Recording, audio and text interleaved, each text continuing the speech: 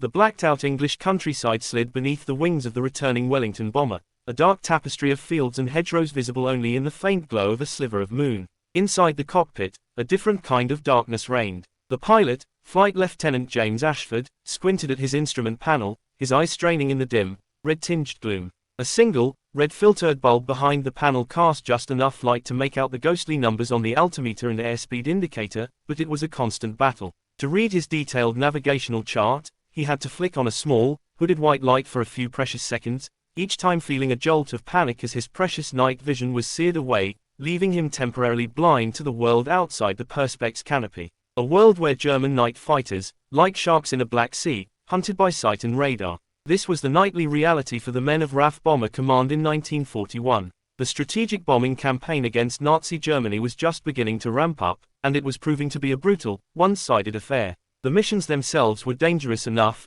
flak, fighters, navigational errors, but a more insidious enemy was at work inside the cockpit, the light, or the lack thereof. The problem was a devil's bargain, an engineering paradox that every aviator knew by heart. To see their instruments, they needed light, but the very light that saved them could also kill them. The standard solution was dim, red lighting. Red light was less damaging to the rod cells in the human eye, which were responsible for low light vision, but it was terrible for detail. Reading a complex fuel transfer checklist or a finely drawn map under red light was like trying to read through a glass of wine. The alternative, a quick blast of white light from a map lamp, was a calculated risk. It provided perfect clarity for a moment, but it could wipe out a pilot's night adaptation for up to 30 minutes. In those 30 minutes, a German fighter could close in unseen, or the bomber could drift fatally off course. The technology itself was part of the problem. The incandescent bulbs of the era were fragile. The constant vibration from 4 powerful radial engines could shake the delicate filaments to pieces. They burned out with frustrating regularity, leaving a pilot fumbling in the dark at a critical moment. They also created hotspots and harsh shadows, making some instruments glaringly bright while leaving others in deep shade. It was a problem that shouldn't have existed in an age of such advanced machinery, but it was a stubborn, fundamental limitation of the physics of light itself. You couldn't fix cockpit lighting without creating new, potentially deadlier, problems. It was in this climate of desperation that a small, almost forgotten research team got a hearing. Housed in a converted brick warehouse on the outskirts of Portsmouth, a group of physicists and engineers from the Admiralty's Department of Miscellaneous Weapon Development, a catch-all unit for ideas too unconventional for mainstream branches, proposed something that sounded less like engineering and more like alchemy. They proposed a lighting system with no bulbs at all. No filaments, no glass, no points of intense heat. Just light, emanating from a surface. When the proposal reached the desks of senior commanders at the Air Ministry, the reaction was a mixture of derision and weary exasperation. One senior officer was said to have scoffed, "What's next? A wireless with no valves. A silent engine. These WW2 fellows have been reading too much H.G. Wells." The very idea seemed to violate common sense. Light came from a source, a hot source. Everyone knew that. But 1941 was a desperate year. The Battle of Britain was won, but the war was far from over. British cities were being blitzed, and the bombing campaign against Germany was one of the few ways to strike back directly. The losses were already horrifying. If a bunch of eccentrics in Portsmouth thought they could make light appear from a sheet of metal, and if it gave British aircrews even the slightest edge, then it was a gamble worth taking. With a collective sigh of skepticism, the British military establishment approved the project. The budget was minuscule, the expectations low. But the door, however slightly, was now open. The man who walked through that open door was Dr. Edwin Clark. He was not a military man. He was an academic, a physicist from University College London who had been swept into the war effort. In his late 30s, he was wiry and intense, with a perpetually furrowed brow and eyes that seemed to be focused on a point just beyond normal human perception. He lived on a diet of strong, cold tea, cheese sandwiches, and roughly 4 hours of sleep snatched on a camp bed in the corner of his laboratory. His mind was a relentless engine, chewing on problems long after his junior staff had succumbed to exhaustion. Clark's fundamental belief, the heresy that drove his research, was that the traditional incandescent bulb was a brute force anachronism. Heating a piece of wire until it glows, he would often mutter to his chief assistant, a young, brilliant woman named Eleanor Shaw, is the technological equivalent of clubbing your dinner to death. It works, but it's wasteful, messy, and inelegant. He believed light was a potentiality, latent within certain materials, waiting to be coaxed out by electricity, not bludgeoned out of it. He was fascinated by the nascent field of solid-state physics, by the strange quantum behaviors of electrons in crystals and powders. His laboratory was a chaotic shrine to this belief. It was a former storage room, still smelling faintly of salt and rope, now filled with oscilloscopes, hand wound transformers, and jars of chemicals that gave off faint, peculiar odors. The prototype that was their current focus looked, to any visiting official, utterly ridiculous. It was a flat, rectangular plate of common aluminum, about the size of a sheet of printer paper. Clark had coated it with a thick, lumpy paste of his own devising, a mixture of zinc sulfide powder, copper salts, and a secret binder he refused to divulge. Wires, thick and heavily insulated, ran from the plate to a power supply that was a museum piece in itself, a massive, oil-filled contraption with a hand-cranked generator and a bank of glowing vacuum tubes that predated the war. The first test was a disaster that perfectly matched the Air Ministry's expectations. Eleanor threw the switch. The power supply hummed ominously. For a moment, nothing happened. Then, the plate let out a sharp, sizzling hiss. A shower of blue-white sparks erupted from one corner, and the entire assembly began to vibrate with a low, angry buzz, like a trapped hornet. A thin wisp of smoke, carrying the acrid smell of burning phosphorus, curled towards the ceiling. There was no glow, no soft, usable light, just failure, noise, and the distinct possibility of fire. The official from the Air Ministry who had been sent to observe, a wing commander with a perfectly waxed mustache, made a note on his clipboard, shook his head, and left without a word. The message was clear. A week later, the formal notice arrived. The project was to be terminated. Dr. Clark and his team had 2 weeks to pack up their equipment and report for reassignment. The dream of bulb-less light was over. Dejected, Eleanor began disconnecting the wiring from the fateful metal plate. Clark, however, stood motionless, staring at the scorched, silent panel. He wasn't seeing failure. He was seeing the sparks. He was remembering the specific, bluish-white color of that brief, violent discharge. It wasn't the warm yellow of an incandescent filament. It was something else, something colder. Eleanor, he said, his voice quiet but sharp. Don't touch it. She looked up, puzzled. Sir, the order was to. The order was premature, Clark interrupted, his eyes gleaming with a new, frantic energy. We've been thinking about this all wrong. We've been trying to create a steady light, a lamp, but what if that's not what this is for? He pointed a trembling finger at the plate. The powder, it didn't just burn. It reacted. It emitted light when the current arced. It's not about sustained illumination. It's about excitation. For the next 48 hours, neither of them slept. They worked in a frenzy, fueled by desperation and cold tea. Clark theorized that the crude power supply was delivering too much current, too chaotically. They needed control, precision. They scavenged parts, building a new circuit with a large capacitor that could store a charge and release it in a single, controlled pulse. They isolated the arcing problem, reinforcing the connections. They were no longer trying to build a light. They were trying to understand a phenomenon. On the final night before their project was officially dead, they were ready for one last, hopeless test. The laboratory was dark, lit only by a single, shuttered lantern. The scorched metal plate was reconnected to the new, pulse-capable circuit. Eleanor's hand hovered over the switch. Clark nodded, his face a mask of tense expectation. She threw the switch. There was no hiss, no spark, no violent vibration.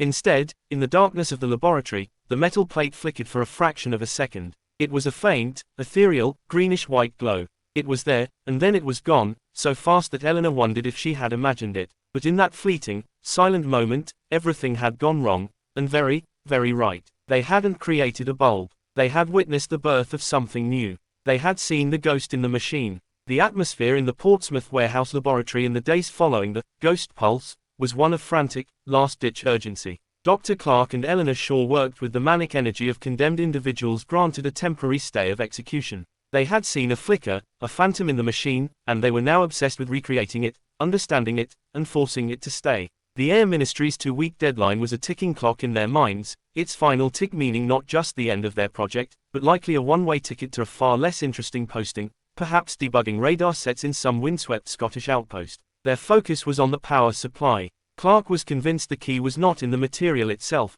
but in the way the electricity was delivered. The standard alternating current from the wall was too crude, too sinusoidal. They needed a sharper, more defined pulse, a precise electronic hammer blow to excite the phosphor powder. Their new circuit, built around a large, scavenged capacitor, was designed to do just that, store a charge and then release it in a single, controlled burst. On a cold, damp evening, with rain tapping a Morse code against the corrugated iron roof, they were preparing for another test. The laboratory was a mess of wires, schematics, and half-drunk cups of tea. A young, newly assigned engineer, fresh from university and eager to impress, was tasked with monitoring the input voltage. His name was Peter, and the pressure of working with the legendary, if slightly unhinged, Dr. Clark had his hands shaking. Clark and Eleanor were huddled over the oscilloscope, adjusting the pulse width modulation. Peter, Clark called out, his back turned, increase the input voltage slowly. 5-volt increments. Call out the readings. Yes, sir, Peter replied, his voice tight. He reached for the large, hand-cranked dial on the main transformer. His hand, slick with nervous sweat, slipped. Instead of a gentle turn, he wrenched the dial through a full quarter of its range. The effect was instantaneous and catastrophic. A deafening pop echoed through the lab as the main overhead lights blew out, plunging the space into near-total darkness. From the corner, the fuse box erupted in a shower of brilliant blue-white sparks, the sound like a string of firecrackers. The air filled with the acrid stench of burnt insulation and ozone. Instinct took over. Eleanor shouted, "Down!" And everyone, including Clark, dove for cover under the heavy oak worktables, their hearts hammering against their ribs. They waited for the secondary explosions, for the fire, for the final, humiliating end to their project in a blaze of incompetence. But the only sound that followed the initial chaos was the frantic ticking of the hot, shattered fuse box and the pounding of rain on the roof. As their eyes adjusted to the gloom, lit only by the faint, dying embers in the fuse box, a new light source emerged. It was the panel. The strange, coated metal plate, still connected to its capacitor circuit, was glowing. Not with the angry, sparking light of an electrical fire, but with a soft, steady, ethereal radiance. It wasn't a point of light. The entire surface, from edge to edge, was emitting a uniform, blue-green glow. It looked like a piece of captured moonlight, or a slab of polished sea ice lit from within. It cast no sharp shadows. The tools and components near it were bathed in a gentle, directionless luminescence. For a long moment, no one moved or spoke. They simply stared, their fear replaced by a sense of profound, almost religious, awe. Slowly, deliberately, Dr. Clark rose from his crouch and approached the bench. He moved as one might approach a sleeping, mythical creature. He reached out a tentative hand, his fingers hovering just above the surface of the glowing panel. He expected to feel heat, the familiar warmth of incandescence. There was none. He pressed his fingertips against the coated metal. It was cool, stone cold. The light was coming from the panel, but it was generating no heat. It was shadowless, uniform, and cold. It was a light that defied every known principle of illumination he had been taught. Eleanor joined him, her face pale in the unearthly glow. "What is it, Edwin?" she whispered, abandoning all formality. Clark shook his head, his eyes wide, reflecting the soft light. "I have no idea," he breathed. "No idea at all." They worked through the night by the light of their miraculous panel, its gentle glow a constant, silent partner in their efforts. By the time a grey, wet dawn broke over Portsmouth, they had rigged a temporary power supply, carefully calibrated this time to avoid another meltdown. The blown fuses were replaced, and the scorch marks on the fuse box stood as a testament to their near disaster. With the morning light filtering through the dusty windows, they began their tests in earnest. The results were not just promising, they were revolutionary. When they applied a controlled, high-voltage, high-frequency alternating current to the panel, the coating lit up with that same soft, persistent blue-green glow. They measured the power consumption. It was a fraction of what a single instrument bulb would draw. They moved their hands across the surface. There were no hotspots, no flicker, no shadows. The light was perfectly even, a seamless sheet of photons. They experimented with different phosphor mixtures, changing the copper activator in the zinc sulfide, trying manganese, other rare earth elements. Each produced a slightly different hue, a pale yellow, a softer green. The effect was reproducible, controllable, and stable. Dr. Clark knew the time for secrecy was over. He needed witnesses. He needed authority. He placed a single, urgent call to the Air Ministry. This time, he did not speak to a junior functionary. He demanded, with a newfound and undeniable conviction, to speak directly to Air Vice Marshal Sir Ralph Cochrane, the man responsible for Bomber Command's technical development. Somehow, his call was put through. 2 days later, the same wing commander with the waxed moustache returned, this time accompanied by Sir Ralph himself, a tall, stern man with a hawk-like gaze who had no time for fools or follies. They stood in the still dingy laboratory, their polished shoes at odds with the grimy concrete floor. "All right, Clark," Sir Ralph began, his voice clipped. "This had better not be a waste of my time. You claimed a breakthrough. Show me." Without a word, Dr. Clark gestured to the panel, which was leaning against a wall, its wires hidden. Eleanor, standing by a concealed switch, nodded. Clark took a deep breath. "Gentlemen," he said, his voice steady. "Observe the wall." He gave a sharp nod to Eleanor. She threw the switch. The panel, a standard piece of aircraft aluminum, glowed to life. It wasn't a bulb behind it. It wasn't a reflected light. The wall itself was emitting a soft, cool, and perfectly even light. It was as if a piece of the Arctic sky had been cut out and mounted on the brick. The wing commander's jaw went slack. Sir Ralph Cochrane, a man who had seen every manner of secret weapon and technological marvel, took an involuntary step forward, his hawk-like eyes wide with disbelief. He removed his hat, as if in the presence of something sacred. "My God," the wing commander whispered. Clark let the silence hang in the air for a moment, the only sound the faint hum of the power supply. He then delivered the line that would be recorded in the classified project files. "Gentlemen, the wall is lighting itself," he went on, his words tumbling out with passionate intensity. "Imagine this applied to a cockpit interior. The entire space, the instrument panel, the side consoles, the roof, could become its own light source. We wouldn't be installing lights, we would be making the very structure luminous." He painted the picture for them: no more fragile bulbs to replace, no more complex wiring looms to short out, no more hot lens covers to crack, no more compromises between seeing inside and seeing outside. The aircraft wouldn't carry lights. It would simply glow. It would be a castle of cool light flying through the blackest night. Sir Ralph Cochrane stared for a full minute longer, then turned to Dr. Clark. All traces of impatience were gone, replaced by the cold, calculating look of a man who had just been handed a decisive advantage. "Clark," he said, his voice low and serious, "you have every resource you need. Name it. This changes everything." The forgotten project in the Portsmouth warehouse was forgotten no more. It had just become one of the most important secret weapons of the war. The Air Ministry's authorization transformed the grimy Portsmouth warehouse into a hive of controlled chaos. Where once there had been 2 scientists and a handful of assistants, there was now a small army of technicians, security-cleared fitters, and RAF observers. Dr. Clark and Eleanor Shaw were no longer fringe researchers. They were project leaders, their every word carrying the weight of a top priority directive. The Clark panel, as it was now officially designated, was to be installed in a live aircraft for operational testing. The chosen platform was a Vickers Wellington bomber, a rugged, geodetic workhorse of the RAF, currently undergoing repairs at a nearby airfield. The aircraft, serial number N2980, was towed into a secured hangar, its crew temporarily reassigned. For 2 weeks, Clark's team worked day and night. They weren't installing a device, they were transforming the very fabric of the cockpit. Thin, flexible sheets of a new, more durable plastic substrate, coated with the perfected zinc sulfide and copper phosphor mixture, were carefully cut and fitted. They were adhered to the back of the main instrument panel, replacing the old bulb housings. They were fitted to the side consoles where the navigator and wireless operator worked. They were even applied to sections of the curved ceiling, a soft, potential sky of light. The wiring was the real innovation. Instead of the complex, heavy looms needed for dozens of individual bulbs, a single, lightweight cable was run to a small, humming inverter that converted the aircraft's DC power to the high-frequency AC needed to excite the phosphors. It was elegantly, devastatingly simple. The crew of N2980, led by a skeptical but professional flight lieutenant named Roy Miller, were briefed in a secure room.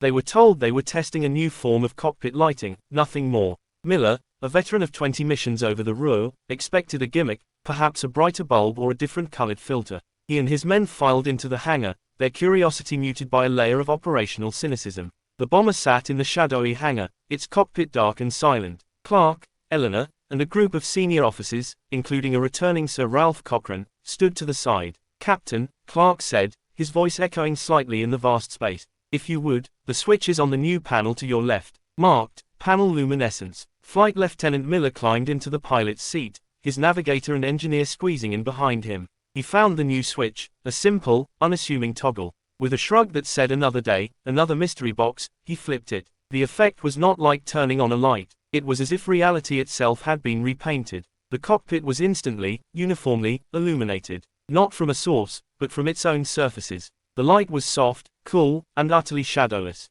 Every dial, every gauge, every switch was perfectly, clearly visible. The gentle greenish-white glow reflected off their faces, but created no glare on the curved perspex canopy. It was a light that seemed to fill the space without having a point of origin. It was profoundly unnatural, and yet, profoundly right. For a long moment, there was absolute silence inside the aircraft. Miller slowly moved his hand over the instrument panel, watching as it passed without casting a single shadow. He looked at his navigator, whose eyes were wide as he stared at his chart, every contour line and notation crisply visible without a single map light. Miller finally found his voice, his professional composure broken. He whispered, the sound carrying in the quiet cockpit, "It's like flying inside a dream." Later, on the subsequent test flight over the blacked-out Welsh coast, the true advantage revealed itself. Miller practiced the critical transition. He spent minutes reading complex navigational data, his eyes fully adapted to the perfect, shadowless interior light. Then, on a command from Clark observing from the rear, he snapped the toggle off.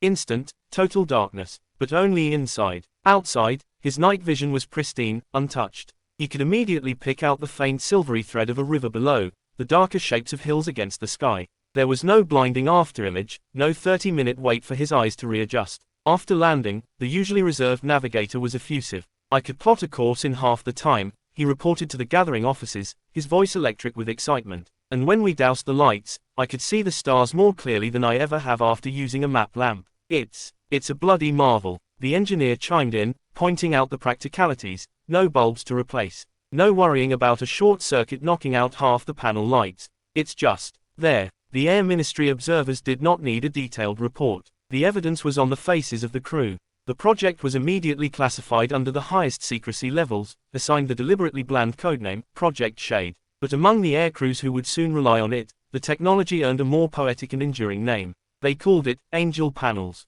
It was a light that felt heaven-sent, a cool, silent guardian in the dark. The success of the Wellington test triggered a silent, widespread revolution in the RAF's night bombing fleet. A dedicated, clandestine production line was established in a repurposed textile mill in Manchester. Under tight security, workers, mostly women, carefully silk-screened the phosphor paste onto large, flexible sheets of plastic, creating the Angel Panels. Installation teams fanned out across bomber bases, retrofitting aircraft with an urgency usually reserved for armament. Hundreds of aircraft received the glowing film. The sturdy Wellingtons, the massive, four-engine short Stirlings, the iconic Avro Lancasters, the backbone of Bomber Command. Even the de Havilland Mosquitoes, the fast, wooden wonder bombers, had their cockpits transformed into softly luminous spaces. For the crews, it quickly became an essential piece of kit, as vital as a parachute. They trusted it with their lives. It was not a weapon, but it saved lives by reducing error, preventing disorientation, and preserving the crucial link to the outside world,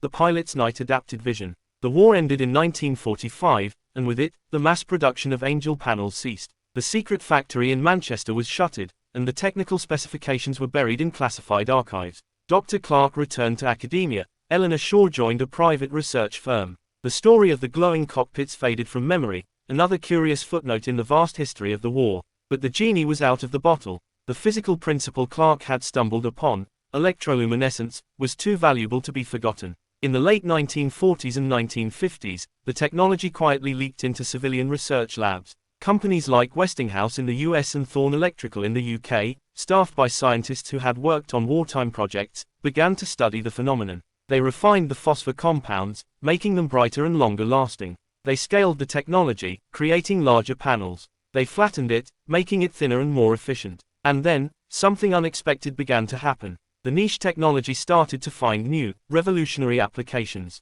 The same principle of using an electric field to excite a phosphor layer and create cold, flat light became the foundation for an entire ecosystem of modern technology. It was used in the first flat panel backlights for early LCD calculators and watches, providing the even illumination behind the numbers. It was integral to night vision displays in military aircraft and vehicles, where red light was still used, but now delivered with shadowless perfection. It became the standard for HUD, heads-up display, lighting, projecting critical data onto cockpit canopies without hotspots or glare. As the materials science evolved, it formed the basis for the first widespread electroluminescent screens on everything from industrial control panels to car dashboards. And critically, the research into organic compounds that could be manipulated in a similar way laid the essential groundwork for early OLED research, which would decades later revolutionize displays with the perfect blacks and vibrant colors. A desperate, accidental discovery in a blacked-out Portsmouth warehouse, born from the need to save bomber crews from the treacherous glare of their own instrument lights, had quietly sown the seed for an entire industry. The Angel Panels, that once lit the way to Berlin had, in the end, lit the way to the future. The ghost in the machine had escaped, and was now living in the screen on your phone, the dashboard of your car, and the display on your television. A wartime mistake had become a permanent part of the modern world. The post-war world had no place for men like Edwin Clark. He was a weapon that had been fired, a secret that had been stored away. The frantic, purpose-driven years at the Portsmouth warehouse gave way to a quieter, slower existence. He returned to University College London, but the academic world felt small and petty after the life and death stakes of wartime research. The brilliant, obsessive focus that had cracked the problem of cold light now seemed adrift. He would give occasional, poorly attended lectures, his mind clearly elsewhere, chasing phantoms in the electromagnetic spectrum. He never patented the electroluminescent panel. The technology was born from and belonged to the Crown, a state secret that slowly faded into obscurity as more advanced systems were developed. There were no royalties, no corporate consultancies, no name in the textbooks. His personal notebooks, filled with dense calculations, chemical formulae, and sketches of circuits that looked like alien spiderwebs, were packed into cardboard boxes and eventually donated to a little visited archive, where they gathered dust alongside the records of 1,000 other forgotten projects. Dr. Edwin Clark died quietly in the autumn of 1959 from a sudden, aggressive pneumonia. His obituary in the newspaper was brief, mentioning his academic career and his service to the Admiralty during the recent conflict. It did not mention the angel panels. It did not mention the glow in the dark. The man who had, in a single, shocking moment, bent the nature of light to his will, was laid to rest with only a handful of mourners. Eleanor Shaw, by then a respected figure in the nascent field of solid-state electronics, attended the funeral, her face a mask of private grief for the lost genius of her mentor. In the decades that followed, the technology he had accidentally birthed grew, evolved, and proliferated. It was refined in the sterile labs of American and Japanese corporations. Engineers who had never heard of Clark or the WW2 perfected his phosphor blends, miniaturized his inverters, and turned his discovery into a multi-billion-dollar industry. The soft, cold light found its way into the backlights of digital watches, the instrument panels of jet airliners, the displays of military hardware, and eventually, the smartphones in the pockets of billions. The CEOs and engineers of these modern companies, using advanced electroluminescence and its direct descendant, OLED technology, do not know his name. The origin story had been lost, buried under layers of corporate research and incremental improvement. But the past has a way of leaving a single, stubborn thread. Deep inside the RAF Bomber Command Museum, housed in a former hangar in the flatlands of Lincolnshire, there is a small, carefully curated exhibit dedicated to aviation innovation. Tucked away in a corner, away from the more glamorous displays of Lancaster bombers and Victoria Cross citations, sits a single, unassuming panel. It is mounted behind thick, anti-reflective glass. A small, typewritten card beside it reads simply, Experimental Cockpit Lighting Panel, c. 1943. Project Shade. It is the original, one of the very first successful prototypes from the Portsmouth lab. The metal substrate is slightly warped, the edge is rough from hand cutting. The phosphor coating is visibly uneven, thicker in some spots than others, a testament to the frantic, hand-mixed pastes of Dr. Clark and Eleanor Shaw. Once a year, on the anniversary of its declassification, the museum's senior curator, an old man who remembers the war not as history but as a childhood memory, performs a small, private ritual. With the exhibit area closed to the public, he carefully unlocks the back of the display. Using a modern, solid-state inverter he built himself to mimic the original circuit, he connects two alligator clips to the panel's old, corroded terminals. He takes a breath, a moment of quiet reverence, and flips a switch. And it glows. The same eerie, beautiful shade of blue-green. The same cool, even, silent light that once illuminated the cockpit of a Wellington bomber over a blacked-out Europe. It is a light out of time, a ghost from the past that has stubbornly refused to die. It doesn't flicker. It doesn't dim. It simply is, as potent and mysterious as it was on the night a terrified young engineer named Peter cranked the voltage too high and blew out the fuse box.